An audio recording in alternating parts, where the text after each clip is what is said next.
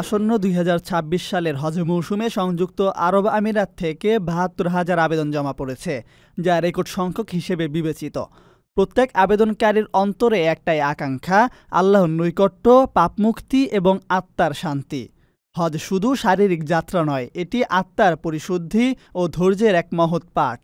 হাজারো মানুষের স্রোতের সঙ্গে মিলিত হয়ে কাবার চারপাশে দাঁড়িয়ে প্রার্থনায় ভেসে যাওয়া, প্রাচীন ইতিহাসের স্মৃতি অনুভব করা, সবকিছু মিলিয়ে হৃদয়কে স্পর্শ করে এক অদৃশ্য বিশ্বাসের আলোয়। কিন্তু আবেদন করা সকলেই কি হজে যেতে পারবেন, এই আশঙ্কা সকল আবেদনকারীর মনে তাড়া করে ফিরছে। সৌদি কর্তৃপক্ষের বরাদ্দকৃত সরকারি কোটা অনুযায়ী এবার মাত্র ৬,২২৮ জন নাগরিকই হজে অংশ নিতে পারবেন। আবেদন গ্রহণ শেষ হয়েছে ৯ অক্টোবর এবং প্রাথমিক যাচাই বাছাইয়ের পর অনুমোদিতদের ফোনে বার্তা পাঠানো হবে।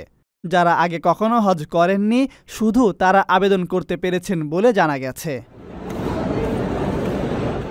সরকারি ওয়েবসাইট ও স্মার্ট অ্যাপের মাধ্যমে আবেদন করা হয়েছে। আমিরাত হজ বিষয়ক দপ্তর ও স্বাস্থ্য মন্ত্রণালয় ইতিমধ্যে হাজিদের প্রশিক্ষণ এবং নিরাপদ ও স্বাস্থ্যকর পরিবেশ নিশ্চিত করতে প্রস্তুতি সম্পন্ন করেছে। নিরাপত্তা, স্বাস্থ্যবিধি, টিকা এবং বয়স্ক হাজিদের বিশেষ যত্নের জন্য জাতীয় সচেতনতামূলক প্রশিক্ষণও চলছে।